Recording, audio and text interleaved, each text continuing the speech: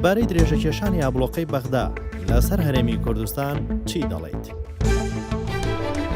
من وەکو تاکێکی کورد دڵنیام لەوەی کە عەبادی ئەوەی کە کورد بێوێ بۆی ناکە. دومیش ئەم وەزعی کە دروست بووە ناتەبایی کوردە لەناو خۆیان. هیوادارم کورد بیرێک لە ڕابردووی خۆی بکاتەوە و یەکگرتوو بێ بەرامبەر بە دوژمنانی گەلەکەی خۆی.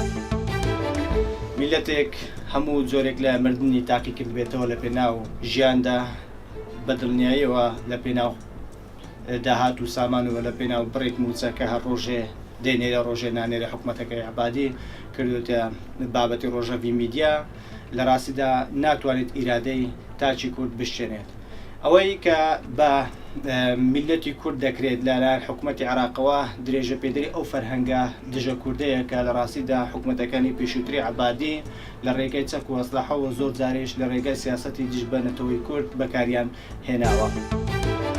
ئەو قایرۆنەوەی خدە سەبا عەبادی گەڵای باش نینە چکی نێز دەرارۆ ما هەر یەوانە یەوانش هەیە ما کورد و عەرەب برەوەیت یەکێن و یعنی زەرار لەوێنە گۆدرای ناینەما وەکت بێن ئەو زەرارە گەڵەکە باش نییە بۆ کوردەوە بۆ عەبادیش باش نییە ئەو دەستەر